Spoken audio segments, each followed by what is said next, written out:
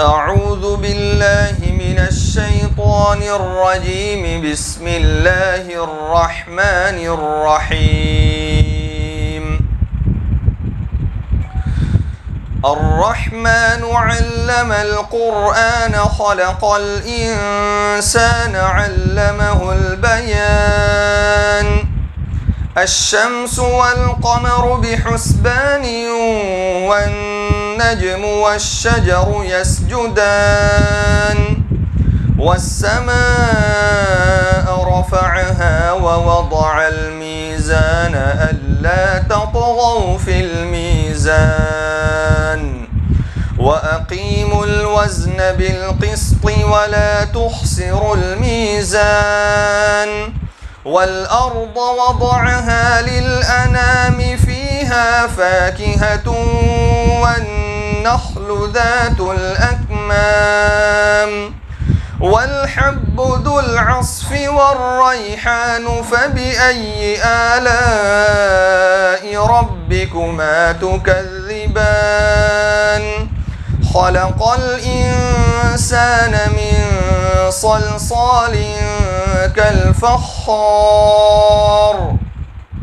وخلق الجان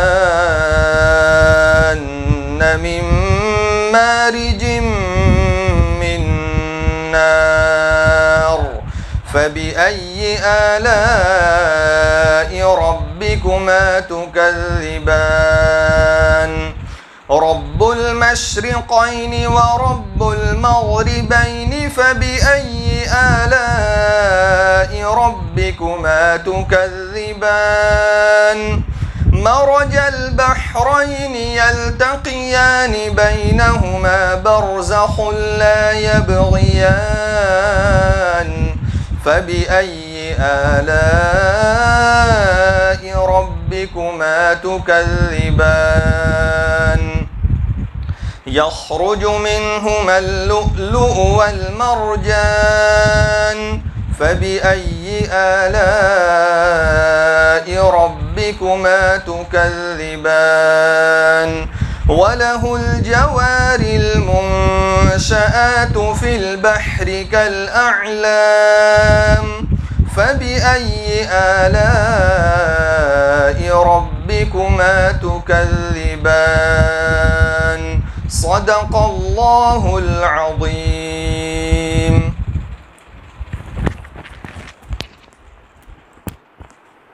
ماشاءاللہ. ہم یہ بڑے ادب احترام کے ساتھ استاد حدیث و تفسیر مدرسہ اسلامی وقوصفی باغ مفتی طاہر صاحب کو دعوت دیتا ہوں کہ آئے کچھ نصیحت کلمات سے ہم سب کو مستفید کرنا.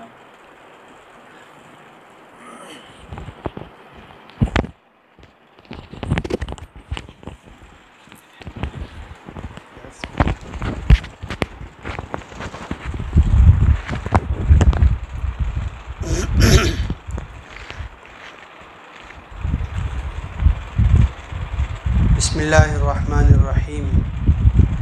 الحمد للہ رب العالمین والعاقبۃ للمتقین والصلاة والسلام علی سید الانبیاء واشرف المرسلین سیدنا و مولانا و حبیبنا و شفیعنا محمد وعلی آلہ واصحابہ اجمعین. اما بعد فاعوذ باللہ من الشیطان الرجیم. بسم اللہ الرحمن الرحیم. إن أول بيت وضع للناس للذي ببكة مباركا وهدى للعالمين.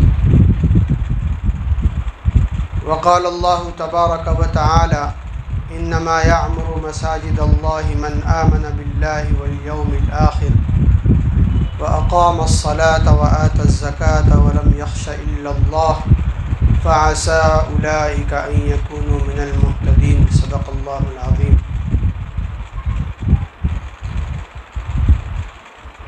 قابل احترام واجب التعظیم حضرات علماء اور میرے دینی بھائیوں، عزیزوں، بزرگوں اور دوستوں، آج ہم لوگوں کے لیے، تمام مسلمانوں کے لیے اور خاص طور سے اس محلے کے ہمارے دینی بھائیوں کے لیے خوشی کا ایک موقع ہے، اللہ تعالیٰ کا شکر ادا کرنے کا ایک موقع ہے کہ اس نے ہماری ایک بہت ہی اہم دینی ضرورت کے لیے ایک بہترین انتظام فرمایا۔ ایک مسلمان کے لیے باجماعت 5 وقت کی نماز ادا کرنا یہ سب سے اہم اور سب سے بڑی ضرورت ہوا کرتی ہے۔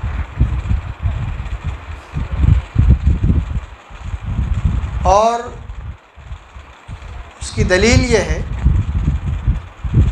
کہ اللہ رب العزت نے سیدنا آدم علی نبینا وعلیہ السلام کو جب جنت سے دنیا کے اندر بھیجا تو سب سے پہلے عبادت کے لیے کعبۃ اللہ کا انتظام فرمایا۔ قرآن یہ کہتا ہے کہ ان اول بیت وضع للناس، سب سے پہلا گھر جو لوگوں کی عبادت کے لیے اس دھرتی کے اوپر بنایا گیا، رکھا گیا، وہ گھر ہے جو مکہ میں ہے، بیت اللہ ہے۔ سوچنے کی بات ہے کہ دنیا کے اندر ساری چیزیں بعد میں وجود میں آتی ہیں، سب سے پہلے اگر کسی چیز کا انتظام کیا جاتا ہے تو وہ اللہ رب العزت کی بندگی کے لیے کسی گھر کا۔ اور اقبال یہ کہتے ہیں کہ دنیا کے بت کدے میں پہلا وہ گھر خدا کا، دنیا کے بت کدے میں پہلا وہ گھر خدا کا، ہم اس کے پاسباں ہیں وہ پاسباں ہمارا۔ حضور اکرم صلی اللہ علیہ وسلم جب ہجرت کر کے مدینہ منورہ پہنچے ہیں تو آپ نے ساری فکریں بعد میں کی۔ قباء کے قیام کے زمانے میں مسجد قباء کی بنیاد ڈالی گئی۔ اس کے بعد جب آگے بڑھے ہیں تو وہاں پہنچنے کے بعد آپ نے اپنی رہائش کی فکر پہلے نہیں کی۔ ایک مدت تک آپ حضرت ابو ایوب انصاری رضی اللہ تعالیٰ عنہ کے مکان پر قیام فرما رہے۔ سب سے پہلی جس چیز کی آپ نے فکر فرمائی وہ مسجد نبوی کی تعمیر، اس کے لیے جگہ پسند کی، اور جو مالک تھے بنو نجار کے یتیم بچے، ان کے ساتھ باقاعدہ اس کا معاملہ ہوا، بھاؤ تال ہوا، قیمت طے ہوئی۔ جن لوگوں نے بغیر پیسوں کے دینے کی اپنی خواہش کا اظہار کیا، حضور اکرم صلی اللہ علیہ وسلم نے ان کی اس خواہش کو منظور نہیں فرمایا، بلکہ باقاعدہ قیمت طے کر کے اپنی جیب خاص سے اس قیمت کا انتظام فرمایا۔ اور قیامت تک آنے والے مسلمانوں کو اپنی سیرت پاک کے اس پہلو سے یہ درس دیا کہ مسلمان دنیا کے جس علاقے میں جا کر کے آباد ہو، اس کو سب سے پہلے وہاں پہنچ کر کے مسجد کا انتظام کرنا چاہیے۔ اپنا ذاتی مکان بعد میں بنائیں، مارکیٹ کی فکر بعد میں ہو، سب سے پہلے جو فکر ہوگی وہ مسجد کی۔ اور مسجد کے متعلق ایک تصور جو آج کل ہمارے ذہنوں کے اندر آ گیا ہے اس کو ذرا صاف کرنے کی بھی ضرورت ہے۔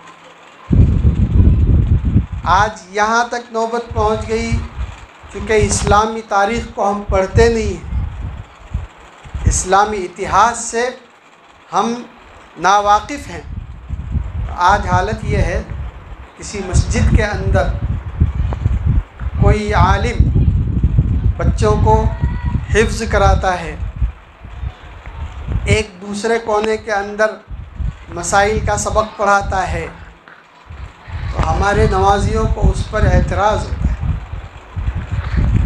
تعجب ہوتا ہے لوگوں، اس پر آبجیکشن اٹھایا جاتا ہے کہ یہاں یہ قرآن پڑھاتے ہیں، وہ ناظرہ پڑھاتے ہیں، وہ مولوی بناتے ہیں، عالم بناتے ہیں۔ ہم کو معلوم نہیں ہے، ہم یوں سمجھتے ہیں کہ مسجد صرف نماز پڑھنے کی جگہ ہے، حالانکہ ایسا نہیں۔ مسجد نماز کے لیے تو ہے، لیکن جتنے دینی کام ہیں وہ تمام دینی کام مسجد کے اندر انجام پائیں گے۔ حضور اکرم صلی اللہ علیہ وسلم کی حیات طیبہ میں آپ کا جو حلقہ درس لگتا تھا، آپ جو سبق پڑھاتے تھے، وہ کہاں ہوتا تھا؟ مسجد نبوی میں ہوتا۔ 5 وقت کی نماز تو ہے ہی، 5 وقت کی نماز پڑھنے کے بعد تالے مارنے کا وہاں کوئی سسٹم نہیں تھا کہ چلو بھائی نماز پوری ہوئی، چلو تالا لگاؤ، ختم کرو۔ مسجد جو ہے 24 گھنٹے دینی اعمال سے آباد رہتی تھی۔ وہ کبھی دارالافتاء بھی بن جاتی تھی، وہی مسجد دارالقضاء بھی بن جاتی تھی، وہیں دینی مہمانوں کو ٹھہرایا بھی جاتا تھا۔ اس کی وجہ یہ ہے کہ جب تک مسجد آباد رہے گی مختلف اعمال سے، تب تک اس مسجد کے قریب رہنے والے تمام مسلمانوں کی پوری شریعت اور پورا دین تر و تازہ رہے گا۔ آج جو یہ مسائل ہمارے سامنے آ رہے ہیں، دین سے دوری کے مختلف برائیاں معاشرے کے اندر، سماج کے اندر ہم کو سننے میں آتی ہے، اس کی وجہ یہ ہے کہ ہم نے مسجد کو آباد کرنے کا وہ طریقہ جو حضور اکرم صلی اللہ علیہ وسلم ہمیں بتا کر گئے اپنے عمل سے، اس کو ہم نے چھوڑ دیا۔ ہمارے پاس اتنا وقت نہیں ہے کہ جس امام کے پیچھے ہم 5 وقت کی نماز باجماعت ادا کرتے ہیں، ان سے ذرا 2 آیتیں بھی صحیح کر لیں۔ امام صاحب ذرا میرا قرآن سن لیجئے، صحیح ہے کہ نہیں، آپ ذرا قرآن صحیح کرا دیجئے۔ امام صاحب مجھے قرآن پڑھنا نہیں آتا، آپ مجھے قرآن سکھا دیجئے۔ یہ اصل ہے جو اجتماعیت کا جو درس ہے، باجماعت نماز کی جو تلقین کی گئی، اس کا جو اہتمام بتایا گیا، کس لیے؟ اس لیے ہے کہ آپ مسجد میں آئیں گے تو آپ محلے کے ہر مسلمان سے واقف رہیں گے۔ کوئی بیمار ہوگا تو فوراً آپ کو پتہ چلے گا کہ ہاں بھائی مسجد میں آنا بند ہو گیا، معلوم کچھ مسئلہ ہے، جا کر کے معلوم کرنا پڑے گا۔ آپ معلوم کریں گے بھائی بیمار ہے، آپ ان کی دوا کی فکر کریں۔ مسلمان جو ہے ایک دوسرے کے ساتھ ان کو جوڑا گیا ہے۔ کوئی مسلمان انفرادی اور انڈیویجول لائف نہیں گزار سکتا۔ اسی لیے تو حضور صلی اللہ علیہ وسلم نے کیا فرمایا کہ مومن وہ نہیں ہے جو ایسی حالت میں پیٹ بھر کر رات گزارے کہ پڑوسی بھوکا سویا ہوا ہے۔ مسلمان ایسا نہیں کر سکتا، کر ہی نہیں سکتا۔ وہ پہلے فکر کرے گا کہ میرے پڑوسی کا کیا حال ہے۔ آج صورتحال کیا ہے؟ پڑوس کے اندر کون رہتا ہے اس کا نام بھی برسا برس تک نہیں معلوم ہوتا۔ کسی سے کوئی مطلب ہی نہیں رہا۔ یہ سوسائٹی، یہ ایمانی اسلامی سوسائٹی نہیں۔ انما المؤمنون اخوہ، قرآن یہ کہہ رہا ہے کہ مسلمان آپس میں بھائی ہیں۔ مثل المؤمنین فی توادہم وتعاطفہم کمثل جسد واحد اذا اشتکا عضوہ اشتکا کلہ تداعی لہ سائر الجسد بالسہر والحمى، او کما قال علیہ الصلاۃ والسلام، کہ مسلمانوں کی آپسی محبت اور آپس میں ایک دوسرے کے ساتھ پیار اور شفقت اور محبت کی مثال ایک جسم جیسی ہے۔ یہ پورا ہم الگ نہیں ہیں، سب ایک ہیں،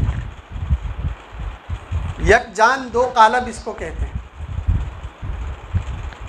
جان ایک ہے، باڈی الگ ہے، لیکن روح سب کے اندر ایک ہے۔ اس لیے یہ جو اجتماعیت کا درس ہے، یہ اس ساری اجتماعیت کا مرکز مسجد ہوتی ہے۔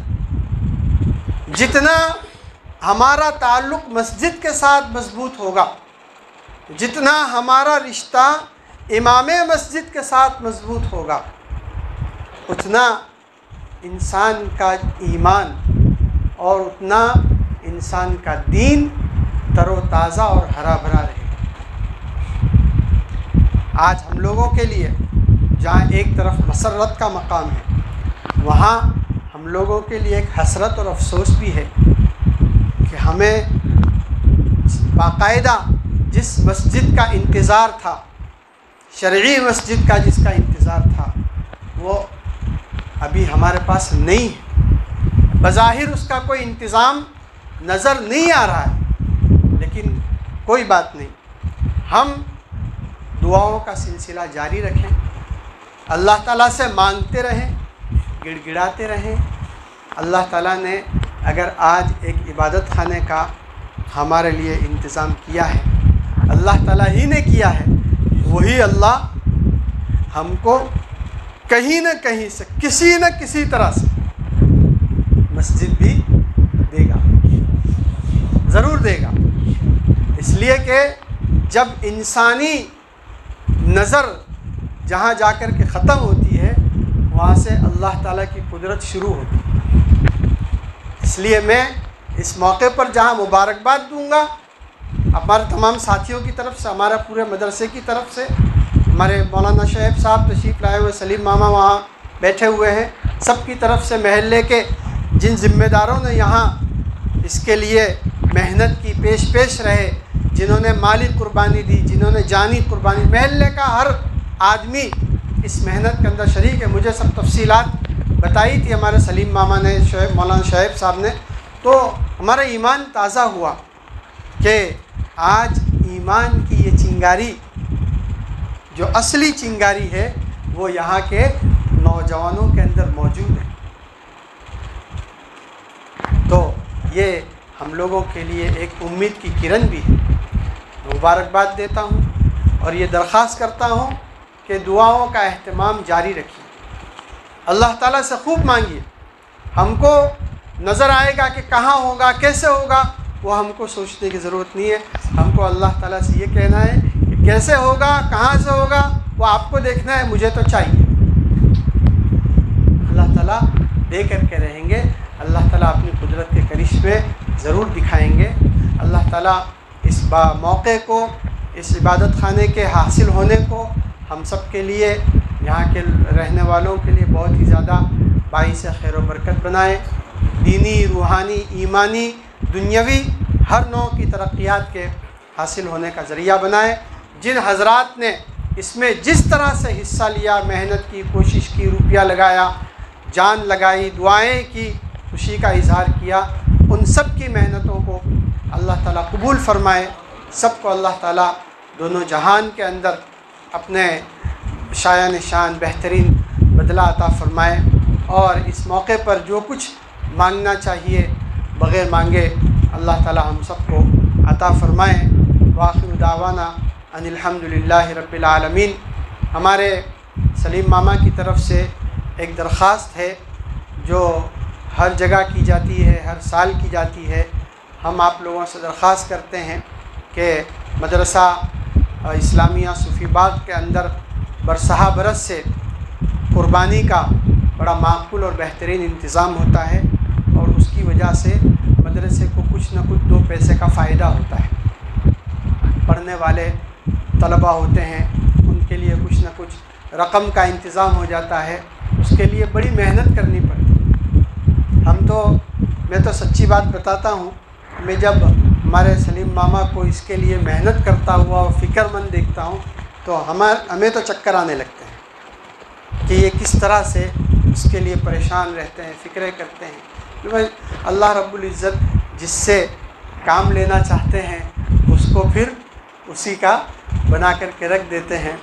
تو وہ کہتے ہیں کہ بھائی میں تو مر بھی جاؤں گا تو قبر کے اندر اللہ تعالیٰ سے کہوں گا کہ اللہ میاں بکرا ہی داوے تو میرے کو ذرا باہر چھوڑ دئیو، میں قربانیاں اگھڑا کے پھر واپس سے آ کے سو جاؤں۔ تو بھائی میری درخواست ہے کہ 1350 روپے کا ایک حصہ ہے اور 9450 روپے کا پورا جانور ہے۔ آپ حضرات بھی اپنی قربانیاں دیں، اور آپ کے تعلق والوں میں، دوستوں میں، فرینڈ سرکل میں، یہاں دور دراز میں، باہر فورین میں اگر کسی کے تعلق والے رہتے ہیں تو آپ اللہ تعالیٰ کے لیے، مدرسے کے لیے جتنی محنت کریں گے ایک صدقہ جاریہ کے اندر آپ کا بھی حصہ لگ جائے گا۔ اللہ تعالیٰ ہم سب کے لیے آسان فرمائے۔ وآخر دعوانا ان الحمدللہ رب العالمین۔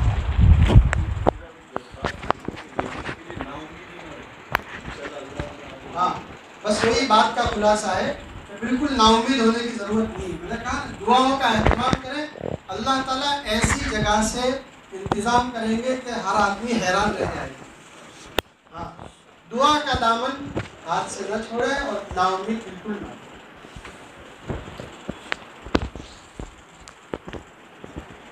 آخر میں استاد محترم، استاد حدیث و تفسیر سید مولانا اختر احمد لانگری صاحب کو دعوت دیتا ہوں کہ خطیب کی کلمات سے مستقبل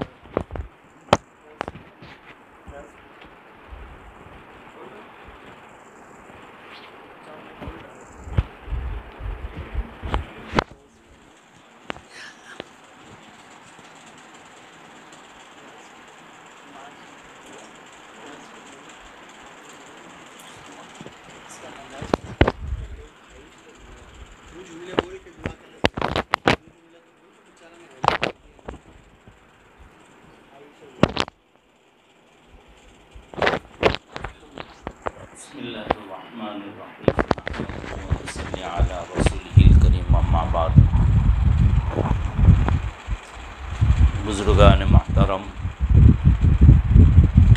جو باتیں اس وقت مسجد اور مسلمانوں کے اتفاق اور اتحاد سے متعلق کہی جانی تھی، آنی چاہیے تھی، ہمارے مفتی طاہر صاحب نے پورے طور پر ان باتوں کو ہمارے سامنے پیش کر دیا ہے۔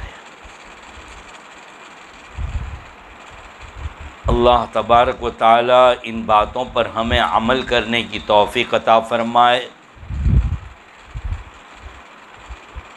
بس میں اتنا ہی کہوں گا کہ لئن شکرتم لازیدنکم ولئن کفرتم ان عذابی لشدید۔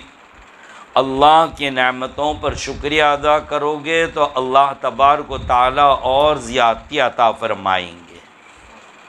آج یہ عبادت خانہ اور جماعت خانہ ہمیں ملا ہے اور نصیب ہوا ہے۔ ہم وہ لوگ ہیں کہ ہم مایوس نہیں ہوتے، ہم شکریہ ادا کریں گے اللہ تعالیٰ کا۔ جتنا شکر ادا کریں کم ہے کہ یہ اتنی بھی جگہ کہاں تھی، آج اللہ تعالیٰ نے دے دی۔ اللہ سے امید رکھیں، یقین رکھیں، وہ اللہ تبارک و تعالیٰ تو اسباب کے بھی محتاج نہیں ہیں، ہماری سوچ اور فکروں کے بھی محتاج نہیں اللہ تعالیٰ۔ جب ہماری طلب کو دیکھیں گے، تڑپ کو دیکھیں گے، اللہ تعالیٰ چاہتوں کو دیکھیں گے، ہمارے رونے اور گڑ گڑانے کو دیکھیں گے، ہاتھوں کے اٹھانے کو دیکھیں گے، اللہ تبارک و تعالیٰ ضرور بالضرور عطا فرمائیں۔ اس لیے امید کے ساتھ جینا ہے، امید کے ساتھ چلنا ہے، امید کے ساتھ اٹھنا ہے ہمیں، اور جو ملی ہے اس کی خوب قدردانی کریں، اس کی ناشکری نہ ہو، ناقدری نہ ہو، تو پھر دیکھیے اللہ تبارک و تعالیٰ کی طرف سے کیسے انعامات آئیں گے۔ میں پھر آپ کو مبارکبادی دیتا ہوں اور ہم دعا کرتے ہیں کہ حق تبارک و تعالیٰ یہ ہم سب کے حق میں قبول فرمائے۔ وآخر دعوانا الحمدللہ۔ اس کا نام بھی اچھا بتا دو،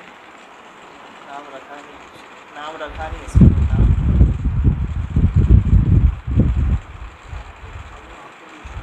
مشورہ کر کے معلوم نہیں۔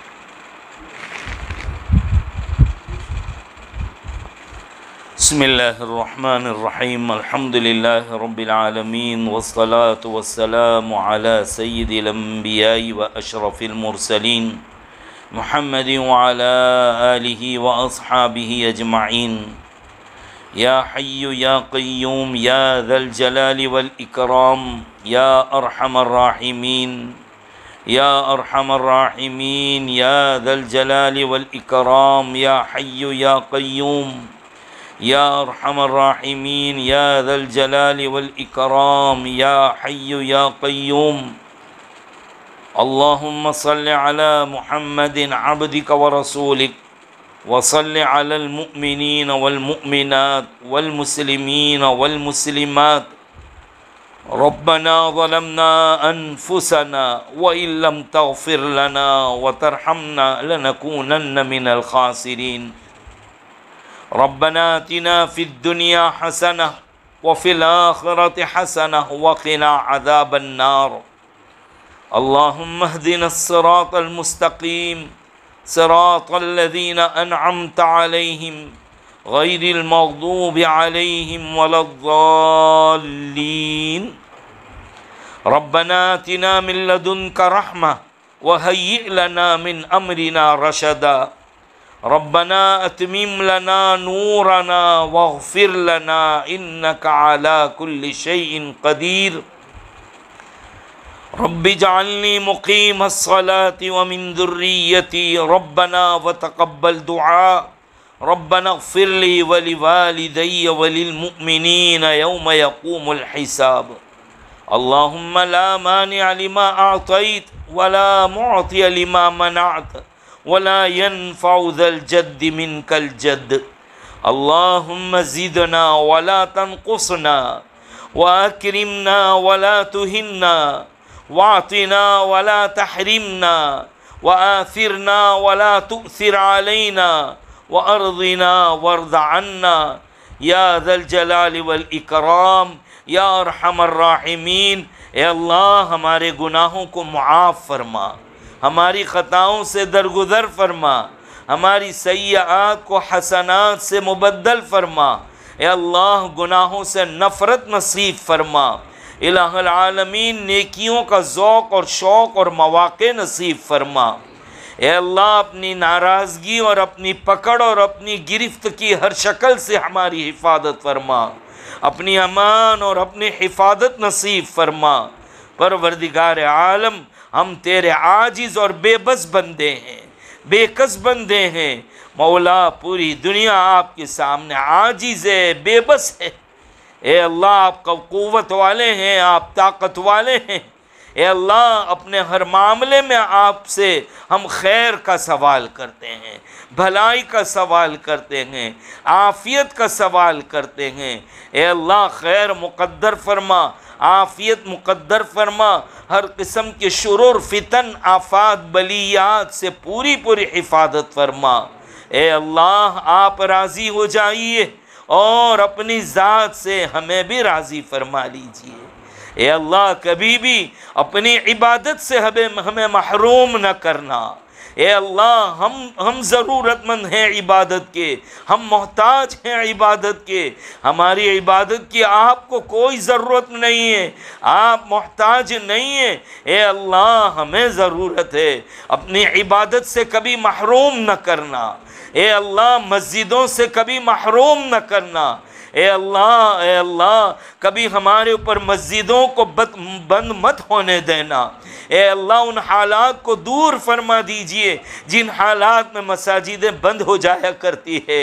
اے اللہ ماضی قریب میں جس وبائے عامہ کی وجہ سے مسجدوں کے دروازے بند کر دیے گئے، اے اللہ ہم مانتے ہیں ہمارے گناہوں کی نحوست کا نتیجہ ہے، ہم توبہ کرتے ہیں میرے پروردگار، اے اللہ ہم توبہ کرتے ہیں، اپنے فضل و کرم سے معاف فرما دیجیے اللہ، اللہ معاف فرما دیجیے، اللہ معاف فرما دیجیے، اپنی پکڑ اور اپنی گرفت سے اللہ ہماری حفاظت فرما لیجیے، اے اللہ مسجدوں سے کبھی محروم مت کرنا، اے اللہ حرمین شریفین کے دروازے بھی امت کے لیے عام کھول دیجئے، اے اللہ حرمین شریفین کی زیارت اور وہاں کی حاضری سے ہمیں محروم مت فرما، اے اللہ یہ پورا مجمع جتنے بیٹھا یہ اور امت محمدیہ علی صاحب الصلاۃ والتسلیم کے لیے اے اللہ وہاں کے دروازے کھول دے، اے اللہ حرمین شریفین کی حفاظت فرما، حرمین شریفین کی حفاظت فرما، اے اللہ بیت المقدس کی حفاظت فرما، بیت المقدس کی حفاظت فرما، عالم اسلام کی حفاظت فرما، اے اللہ ممالک اسلامیہ اور بلاد اسلامیہ کی حفاظت فرما، اچھے حکمران نصیب فرما، اچھے حکمران نصیب فرما، پروردگار عالم ایک مسجد کی افتتاح کے موقع پر، ایک عبادت خانے کے بھی افتتاح کے موقع پر جتنی خیر کی دعائیں دنیا میں مانگی گئی ہیں اے اللہ وہ سب ہمیں خیر سے نواز دے، جن شرور سے اللہ پناہ مانگی گئی ہے اس سے ہمیں پناہ نصیب فرما، جزا اللہ عنا نبینا محمد ما هو اہلہ، سبحان ربک رب العزت عما یصفون وسلام علی المرسلین والحمد للہ رب